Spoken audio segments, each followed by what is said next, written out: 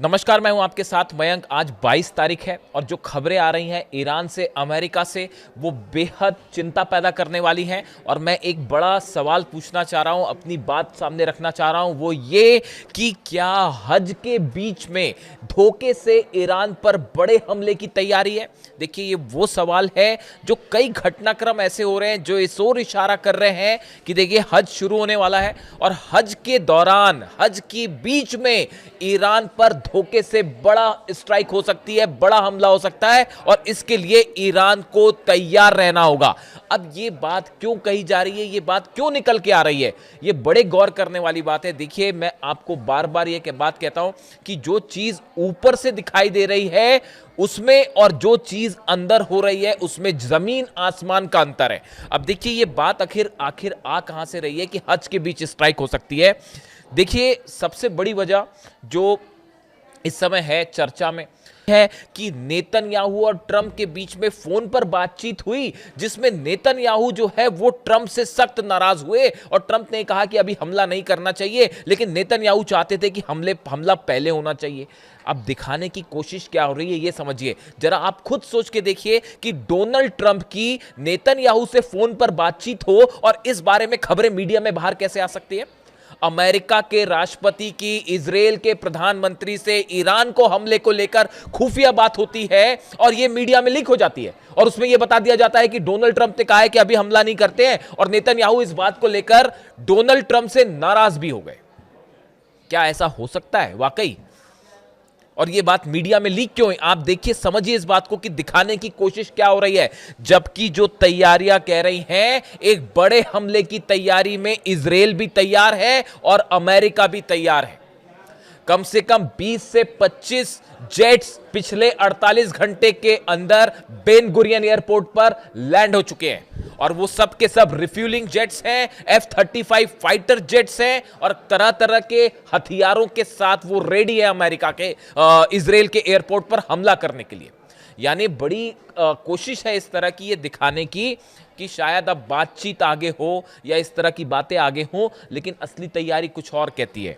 इसके अलावा देखिए, एक बड़ा खबरें ये भी है कि अगले 3 से 4 दिनों में आप नोटिस करिएगा इस बात को, ईरान में अलग अलग जगह से एक बार फिर हिंसा की खबरें आ सकती हैं, प्रदर्शन की खबरें आ सकती हैं। उसकी वजह है CIA ने और मोसाद ने एक बार फिर ईरान में प्रदर्शन करने, हिंसा करने की तैयारी नहीं बल्कि शुरू कर दिया उसे। और कोशिश यह है कि एक बार फिर ईरान में असंतोष फैलाया जाए, लोगों को प्रदर्शन करने के लिए उकसाया जाए। इस तरह की खबरें आप नजर रखिएगा, अगले 2 से 3 दिन के अंदर आपको दिखाई सुनाई पड़ेगी कि ईरान में फला जगह प्रदर्शन हुआ, ईरान में फला जगह हिंसा हुई। इस तरह की खबरें आने लगेंगी, क्योंकि अगर आप सीधा स्ट्राइक करते हैं, ईरान ने अपने आप को बड़ा तेजी से मजबूत किया है। जो रिपोर्ट्स कह रही हैं, खुफिया रिपोर्ट्स कह रही हैं, ये जो सीज फायर का टाइम था, इसमें ईरान ने अपने आप को हर स्तर पर तेजी से मजबूत कर लिया है। तो अब सीधा एक बार फिर कोशिश हो रही है कि वो जो प्रदर्शन का दौर जनवरी में हुआ था उसी तरह से फिर से किया जाए और अमेरिका और इजराइल इस काम में लग गए।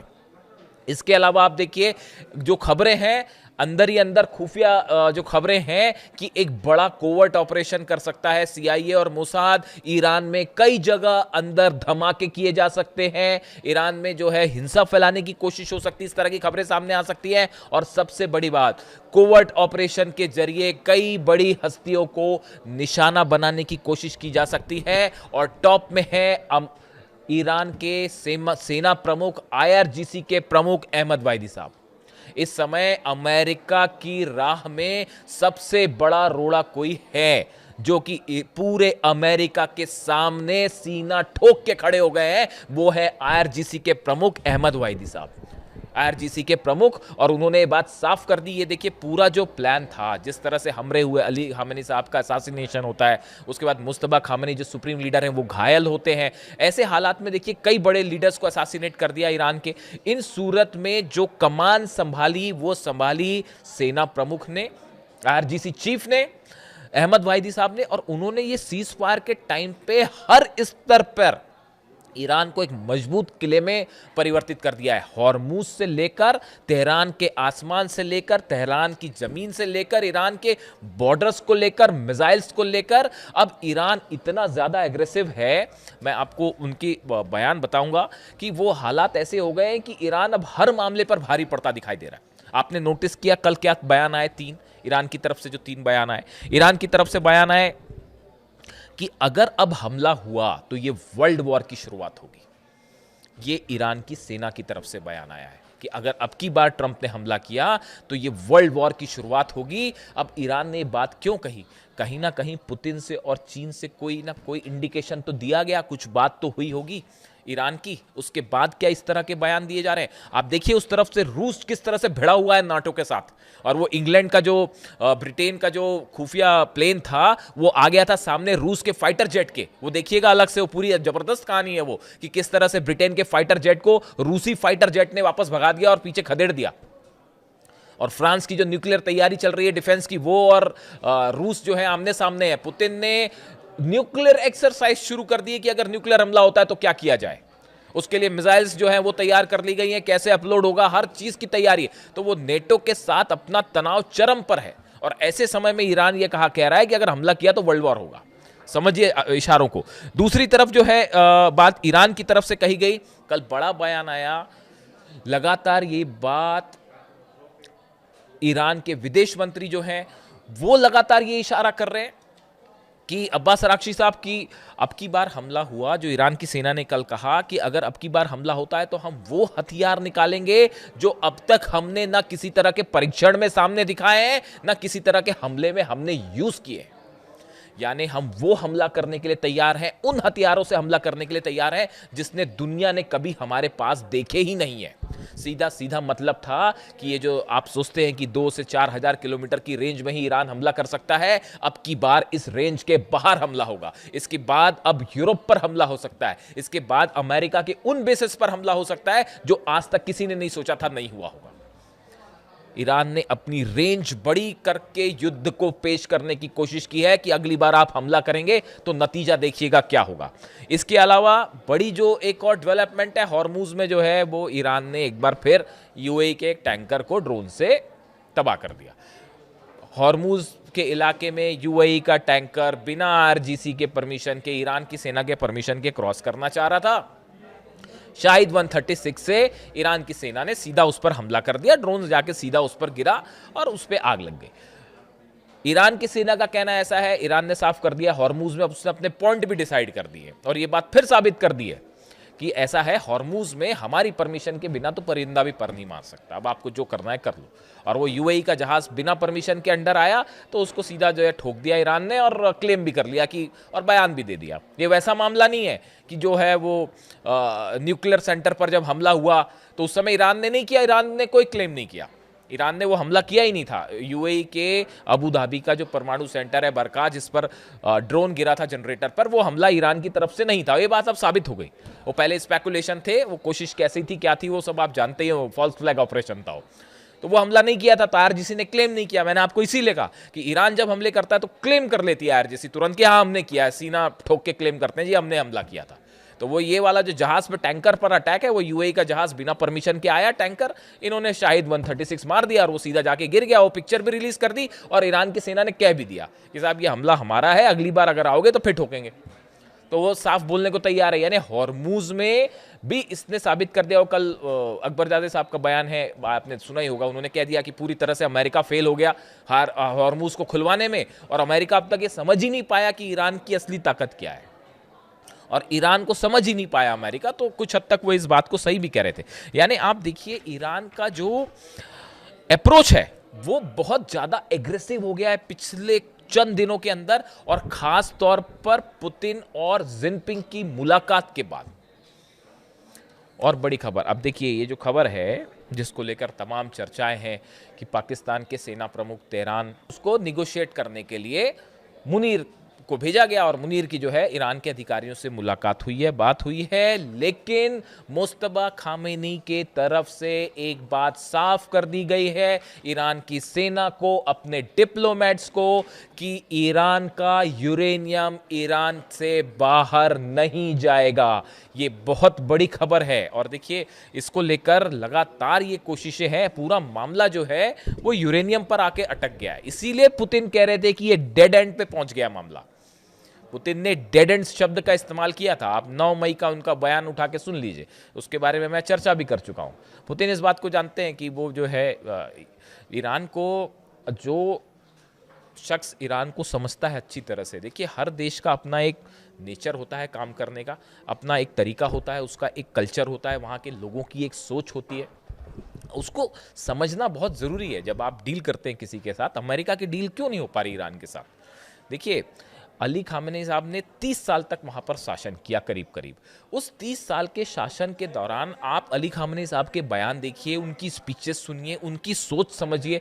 उनका विजन एकदम साफ था, क्लियर था, कहीं भी उसमें किसी तरह की हेर फेर नहीं थी, किसी तरह का धोखा नहीं था, किसी तरह का मिलावट नहीं था। वो जो भी उनका स्टैंड था, वो आप उससे सहमत हो ना हो वो एक अलग बात है, लेकिन वो जो बात उन्होंने जो कही, वो बात हमेशा जो कही उसको दिल से उन्होंने कही और उसको हमेशा एग्जीक्यूट भी किया, जो कहा वही किया।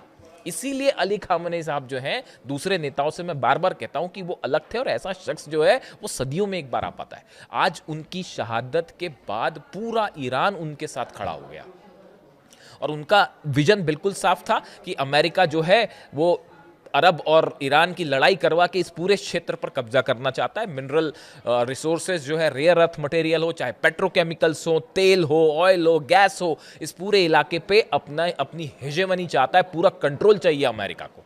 और इसीलिए उन्होंने उस इंटरव्यू के दौरान कहा था, शायद 81 का इंटरव्यू है, 1981 का इंटरव्यू है, जिसमें उन्होंने पूछा गया था कि ईरान का सबसे बड़ा दुश्मन कौन है। एक शब्द में जवाब आया था, अमेरिका। और अभी तक वो आखिरी वक्त तक उस बात को मानते रहे। तो किसी सूरत में उन्होंने अपने ईरान को 30 साल तक यही सिखाया है कि किसी सूरत में साहब सरेंडर जैसा शब्द ईरान की डिक्शनरी में है ही नहीं। वो ये कह रहे हैं, मुस्तबा खामेनी कह रहे हैं कि या तो हम शहीद होंगे और या फिर जंग जीतेंगे। कोई सरेंडर वरेंडर और इस तरह की कोई बात ही नहीं है, इस तरह की कोशिश ही नहीं है। ये क्यों बार बार अमेरिका के उपराष्ट्रपति की तरफ से या विदेश मंत्री की तरफ से या राष्ट्रपति की तरफ से इस तरह के बयान आते हैं कि ऐसा कर देंगे, वैसा कर देंगे, झुका देंगे? इसका कोई मतलब ही नहीं है। इसीलिए ईरान कह रहा है कि आप समझ ही नहीं पाए कि हम कौन है।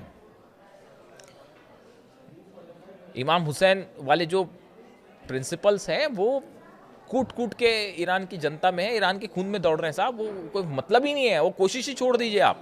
तो ये जो डील वाली जो बात है, चर्चा वाली बात जो है, इन सबको देख के ऐसा लगता है, देखिए हमने बात शुरू जो की थी कि इसकी बड़ी आशंका जताई जा रही है, जहां से हमने बात शुरू की कि क्या हज के बीच में क्या ये कोशिश है अमेरिका की कि ऊपर से ये दिखाया जाए कि नहीं बातचीत हो रही है, बातचीत हो रही है, बातचीत हो रही है, और उसके बीच में अचानक से हमला कर दिया जाए। लेकिन उसमें भी ये भी सुनिश्चित किया जाए कि ईरान के अधिकारियों को, अब देखिए अली खामेनी साहब ने तो हटने से छिपने से मना कर दिया था। जाते और चाहते तो वो कहीं ऐसी जगह हाइड आउट में चले जाते, खोज ही नहीं पाते। आप जागरोस की पहाड़ में पूरी अमेरिका की आप लाखों फौज भी उतार लेते तो जागरोस की पहाड़ी में आप किसी को नहीं खोज सकते अगर कोई छुप जाए वहां जाके। लेकिन वो हाइड आउट में कभी नहीं गए, उन्होंने कहा कि मैं सामने रहूंगा हमेशा। लेकिन अब जो है ईरान इस असैसिनेशन के बाद जो है ईरान अपने अधिकारियों की सुरक्षा को लेकर बड़ा कॉन्शियस है। अपने परमाणु जो साइंटिस्ट हैं उनको लेकर, मुस्तबा खामेनी साहब की सुरक्षा को लेकर, आरजीसी के जो चीफ है उनको लेकर। तो अब वैसा हमला वैसे नहीं हो सकता। तो जब तक ये बड़े अधिकारी सुरक्षित हैं तब तक आप क्या कर लेंगे? कुछ नहीं करेंगे। अब तो ईरान संभल भी चुका है, कई सारे टेस्ट भी हो चुके हैं और बड़ी मिसाइल्स का दावा कर रहा है। तो ऐसे में ये कई एक्सपर्ट्स का मानना है कि ये दिखाने की कोशिश कि ट्रंप अब बातचीत करना चाह रहे हैं, वो हमला नहीं करेंगे, नेतन्याहू से उनकी लड़ाई भी हो गई है, इस तरह की खबरें आप मीडिया में रखिए, प्रचार करिए और उसके बाद धोखे से एक दिन बड़ी स्ट्राइक कीजिए जिस दिन आपको कुछ लोकेशन समझ में आ जाए। ये एक बड़ी कोशिश है, बड़ी तैयारी है। इसीलिए डील के रूप में एक बार फिर धोखा हो सकता है और बड़ा धोखा हो सकता है। और दूसरी तरफ वो क्यूबा पर हमले की तैयारी अलग चल रही है, क्योंकि मिड टर्म पोल है तो किसी तरह जो है वो अपनी साख बचानी है। तो अब ईरान को नहीं हरा पाए ईरान जीत रहा है तो अब एक काम करते हैं कि क्यूबा पर हमला कर देते हैं, तो थोड़ी नाक तो बचेगी, बस ये कोशिश है और कुछ नहीं, जो एक्सपर्ट्स बता रहे हैं। तो ऐसी स्थिति में जो खबरें हैं उसके मुताबिक हज के दौरान, देखिए पिछली बार कई रमज़ान के बीच में हमला हुआ था पिछली बार, ध्यान रखिएगा इस बात को, तो हज के बीच में भी हमला हो सकता है। और ये दिखाने की कोशिश कि बातचीत हो रही है, डील हो रही है, और एक दिन आपको पता चले कि एक बड़ी स्ट्राइक हुई है। इसीलिए एक बार फिर डील के रूप में धोखा आ सकता है।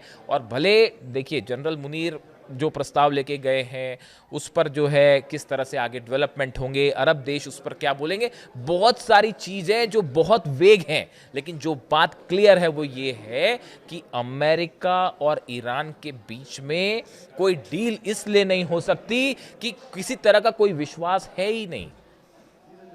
यही बात अली खामेनी साहब हमेशा कहते थे, जब भी डील चर्चा होती है तो मैं अली खामेनी साहब का जिक्र इसीलिए करता हूं क्योंकि वो हमेशा ये बात कहते थे कि अमेरिका की नीयत ही साफ नहीं है डील करने की, तो डील कैसे होगी। तो ईरान सावधान, बड़े सारे एक्सपर्ट से बात कह रहे हैं कि ये बातचीत की बात होगी, और इस बीच हज के दौरान बड़ा हमला हो सकता है, और जिसकी जबरदस्त पलटवार की तैयारी है ईरान की, जो पहले कभी नहीं देखी गई। वीडियो कैसा लगा कमेंट करके ज़रूर बताइए, अपनी राय रखिए, मैं आपके सारे कमेंट्स पढ़ता हूँ। Thank you so much.